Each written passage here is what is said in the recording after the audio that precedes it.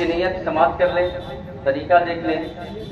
نیت کی میں نے 2 رکعت نماز عید الاضحیٰ کی واجب 6 زائد تکبیروں کے ساتھ، نیت کی میں نے 2 رکعت نماز عید الاضحیٰ کی واجب 6 زائد تکبیروں کے ساتھ واسطے اللہ تعالیٰ کے، پیچھے اس امام کے، مخ میرا کعبہ شریف کی طرف، اللہ اکبر۔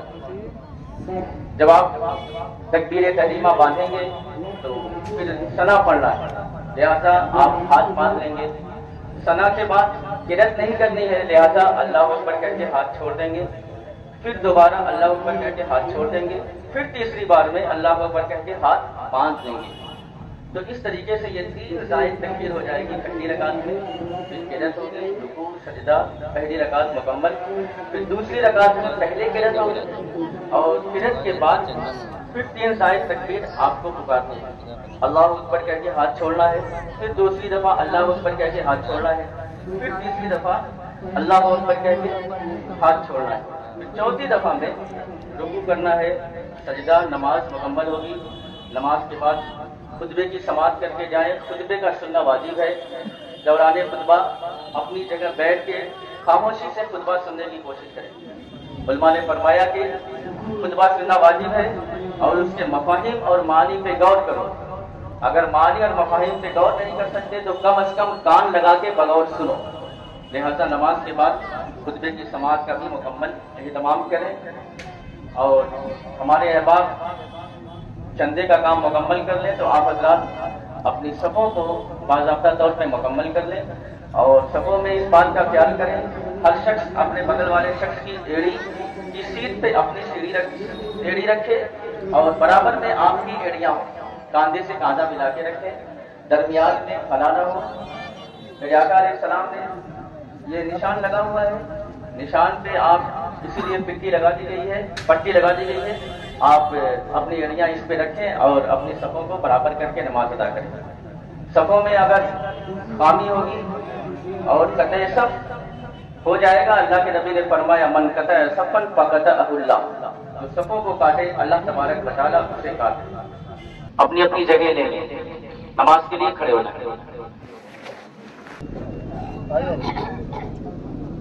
اللہ اکبر۔ اللہ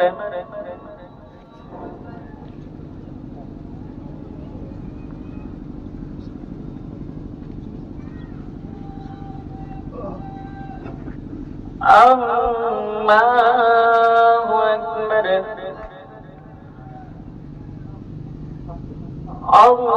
اللہ اکبر۔ اللہ اکبر۔ الحمد للہ رب العالمین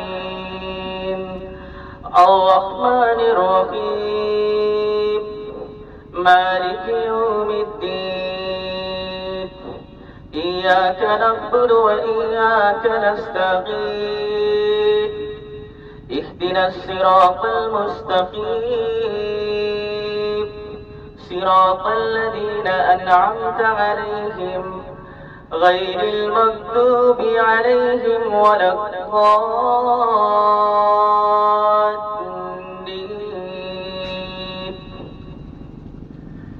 سبح اسم ربك الأعلى الذي خلق فسوى والذي قدر فهدى والذي أخرج المرعى فجعله غثاء أحوى سنقرئك فلا تنسى إلا ما شاء الله إنه يعلم الجهر وما يخفى ونيسرك لليسرى فذكر إن نفعت الذكرى سيذكر من يخشى ويتجنبها الأشقى الذي يصلى النار الكبرى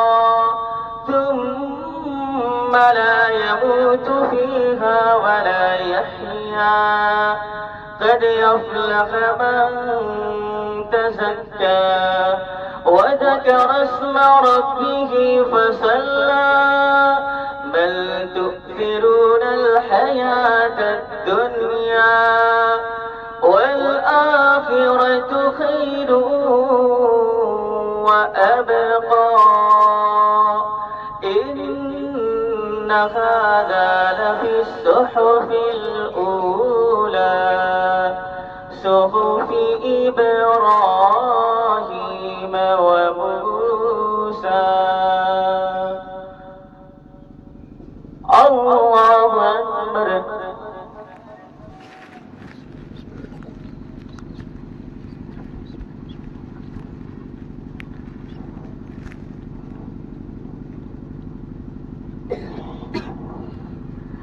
سمع الله لمن حمده. الله أكبر.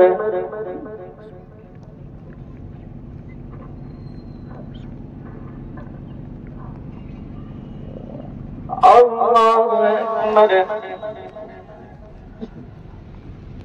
الله أكبر.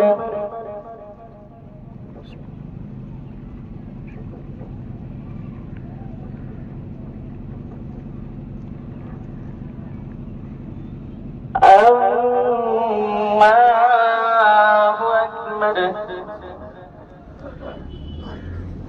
الحمد لله رب العالمين الرحمن الرحيم مالك يوم الدين إياك نعبد وإياك نستغيث اهدنا الصراط المستقيم صراط الذين أنعمت عليهم غير المغضوب عليهم ولا الضالين.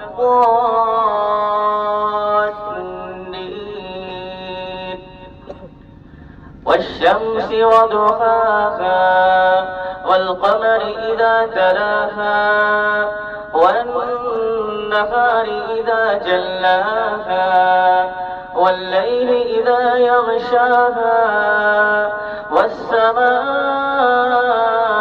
وما بناها والأرض وما طحاها ونفس وما سواها فألهمها فجورها وتقواها قد أفلح من زكاها وقد خاب من دساها كذبت ثمود بطغواها إذ انبعث أشقاها فقال لهم رسول الله ناقة الله وسقياها فكذبوه فعقروها فدمدم عليهم ربهم بذنبهم فسواها ولا يخاف عقباها. الله أكبر. الله أكبر. الله أكبر. الله أكبر.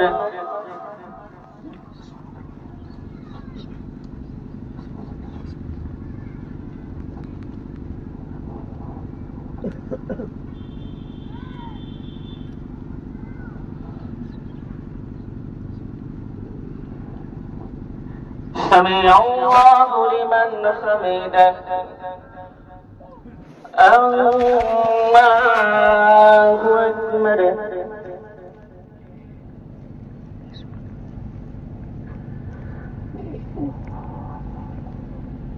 الله أكبر. الله أكبر.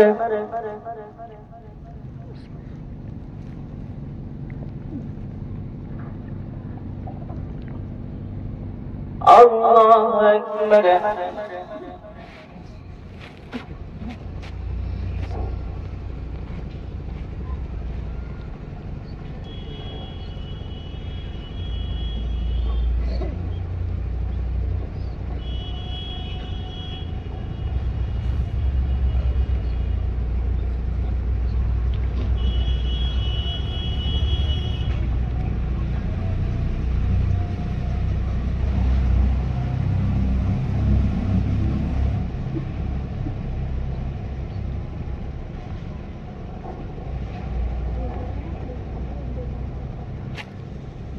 السلام عليكم ورحمة الله.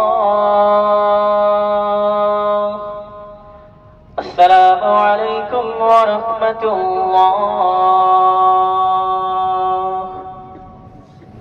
الله أكبر الله أكبر لا إله إلا الله الله أكبر الله أكبر ولله الحمد.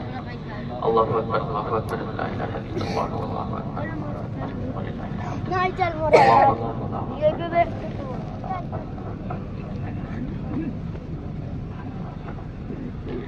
اللهم صل على سيدنا ومولانا محمد وبارك وسلم صلاة وسلاما عليك يا رسول الله صلى الله تعالى عليه وسلم.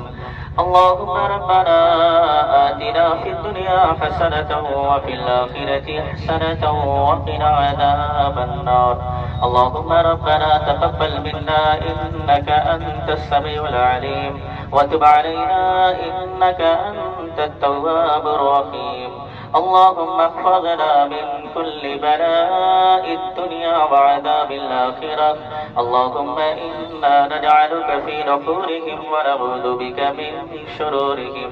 وصلى الله تعالى على خير خلقه محمد وعلى آله وأصحابه أجمعين برحمتك يا أرحم الراحمين بحق لا إله إلا الله محمد رسول الله.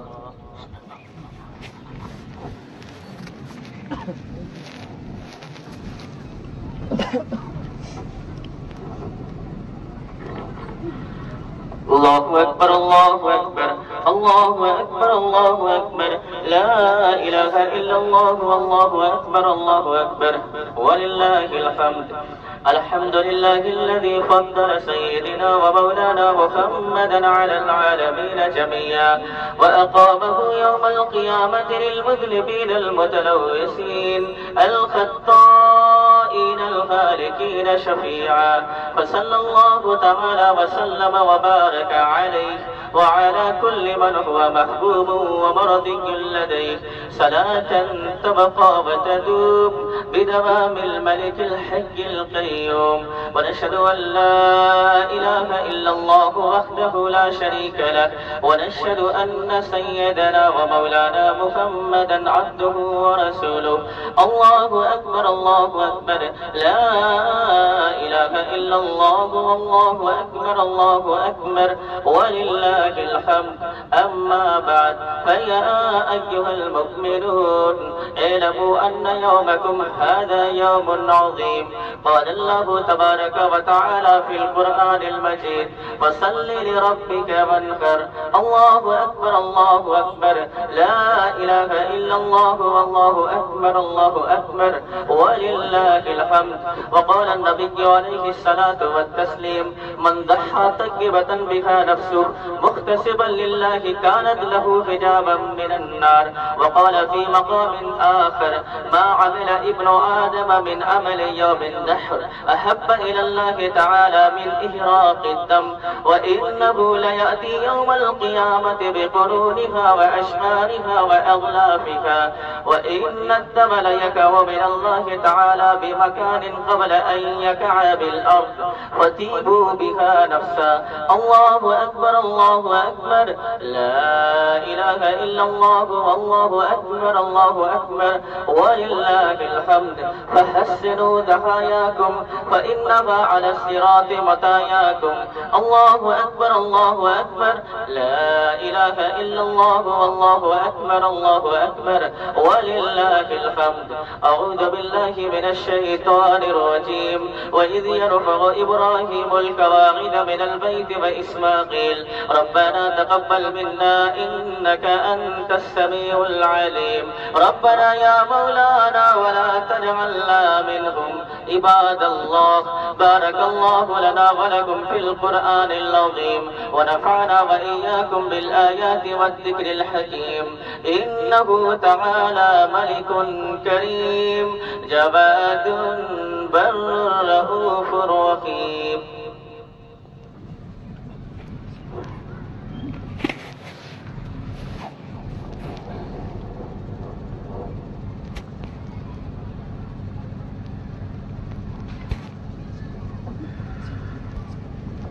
الله أكبر الله أكبر لا إله إلا الله والله أكبر الله أكبر ولله الحمد.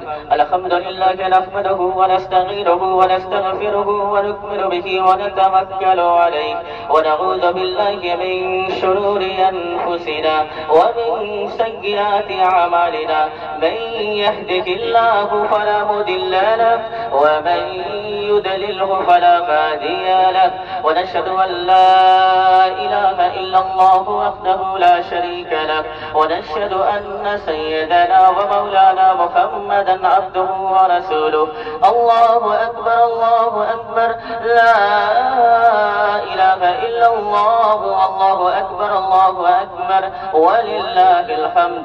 خصوصا على أفضل البشر بعد الأنبياء بالتحقيق أمير المؤمنين أبي بكر الصديق رضي الله تعالى عنه وعلى أعدل الأسباب أمير المؤمنين أبي حفص عمر بن الخطاب رضي الله تعالى عنه وعلى جامع القرآن أمير المؤمنين أبي عمرو عثمان بن عفان رضي الله تعالى عنه وعلى أسد الله الغالب أمير المؤمنين علي بن أبي طالب رضي الله تعالى عنه وعلى ابنه الكريمين السعيدين الشهيدين سيدينا أبي محمد الحسن وأبي عبد الله الحسين رضي الله تعالى عنهما وعلى أمهما سيدة النساء فاطمة الزهراء رضي الله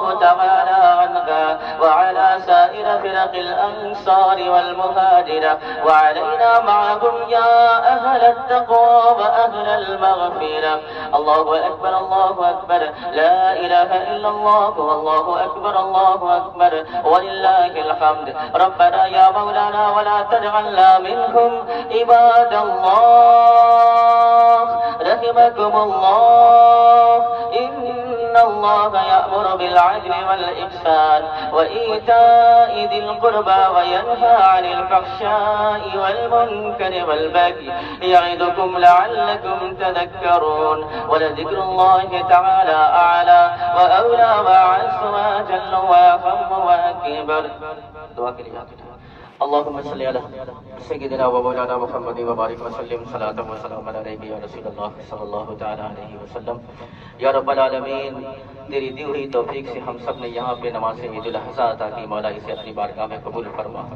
یا رب العالمین اس پر ڈھیر و ڈھیر ثواب اور نیکیاں عطا فرما. یا الہ العالمین یہاں پہ جتنے بھی احباب اسلامی بھائی موجود ہیں مولا سب کو آسمانی زمینی شیطانی تمام طرح آفت و بلاؤں سے محفوظ و معمون فرما.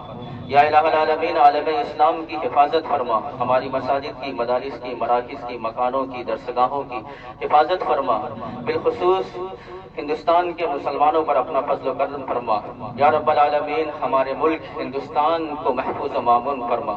ظالم حکمرانوں کے تسلط سے محفوظ و معمون فرما. عادل اور منصف حکمرانوں کا تعین اور قیام فرما. یا رب العالمین یا الہ العالمین یہاں پہ جتنے بھی احباب موجود ہیں ان کے دلوں میں جو بھی نیک جائز مرادیں ہو مولا تو بخوبی جانتا ہے. سب کی مرادیں اپنی بارگاہ میں قبول فرما. سب کی پریشانیاں دور فرما. سب کی تجارت میں کاروبار میں مکان میں برکتیں عطا فرما. یا اللہ ہمارے اساتذہ علماء اہل سنت ائمہ اہل سنت ہمارے بزرگوں کی عمر دراز فرما. ان کا سایہ ہم پر قادر قائم و دائم فرما. ہمارے نوجوانوں پر اپنا فضل و کرم فرما. ان کے دلوں میں اپنا خوف جاگزی فرما. اپنے محبوب کا سچا عشق عطا فرما. بزرگوں کی روش اختیار کرنے کی توفیق عطا فرما. یا الہ العالمین ہم جو کچھ اپنی بساط کے مطابق تیری بارگاہ میں قربانی پیش کرنے والے ہیں مولا ہماری یہ قربانیاں اپنی بارگاہ میں قبول فرما. یا رب العالمین اس کا ڈھیر و ڈھیر بدل اور صلہ عطا فرما. یا الہ العالمین ہمیں جو لوگ صاحب حیثیت نہیں ہیں انہیں وسعت و استطاعت عطا فرما. اللهم ربنا آتنا في الدنيا حسنة وفي الآخرة حسنة وقنا عذاب النار. إن الله وملائكته يصلون على النبي يا أيها الذين آمنوا صلوا عليه وسلموا تسليما. اللهم صل على سيدنا ومولانا محمد وبارك وسلم صلاة وسلاما عليك يا رسول الله صلى الله تعالى عليه وسلم. سبحان ربك رب العزة عما يصفون وسلام على المرسلين والحمد لله رب العالمين. بحق لا إله إلا الله محمد رسول الله صلى الله عليه وسلم.